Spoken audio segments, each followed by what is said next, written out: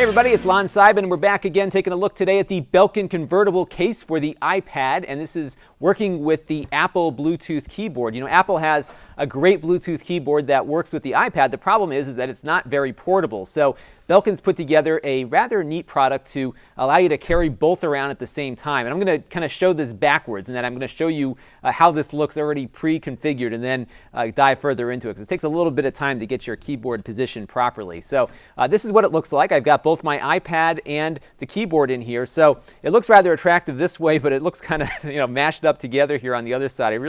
It's really impossible to make it real flush. You know, it's just, you have this little gap here, but beggars can't be choosers. It does weigh a little bit. You're going to get, some heft to it, and it's probably about the same weight as the Macbook Air that I have on my desk here. So, if you're really looking for a keyboard to use with a computer that you take around with you, the MacBook Air might be a slightly better choice, but this is a great way, though, to do both. So let's take a closer look at how this thing works. So we pull the little tab down here. It's like a magnetic closure thing here, and you open it up. By the way, this will only work with the iPad 2, 3, and the 4, but it doesn't work with the new iPad Air or the minis. So just bear that in mind as we go here. Now, immediately, something has stopped sticking, which is supposed to stick, and that is the keyboard here. So what I'll do is show you now how this is supposed to work. There are two very sticky little pads on here, and what you're supposed to do is attach your keyboard right at the edge of the thing here, and you just kind of smack it down so that the adhesion sticks to it. And apparently it doesn't stick too well, because I put this together earlier this afternoon and it was already coming apart. As you can hear, it does stick pretty good. I'm not sure how many retries you get before you run out of stickiness, but it doesn't leave a residue on the keyboard backing, so I think it's probably pretty good.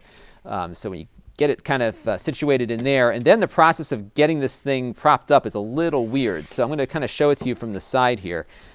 So you want the iPad to end up here, and getting it there is a little tricky. So we're just going to kind of fiddle with this until we get it stationary there. There we go. So you kind of have to put this edge in there. And then once you have it configured, you're pretty much good to go. I mean, it's a nice typing surface, obviously, because this is a really nice keyboard to type on. And usually you can tap the screen at a pretty good rate. If you don't get it set up properly, it collapses very quickly on you. So just be mindful of that. But I think overall, it's pretty good. There's a little rubber stopper here that keeps the iPad from smacking into the keyboard also. So that's how it gets put together. And then when you fold it up, you put this part down here, I think, and then, oops, I'm sorry, I got it backwards. Put this part down like that, put this down on there, and then kind of snap it shut. So it's not a completely, seamless, sealed, kind of hermetically sealed sort of thing to protect against dust and whatnot. But really, it's kind of a nice way to carry around these two products, and they've done a nice job with it. Because I wasn't sure if you could actually carry the keyboard around with it. Or, I thought it was just kind of like a mounting thing, but it actually is a case that will hold both. I'm just a little concerned about that adhesive. I'm going to keep an eye on it.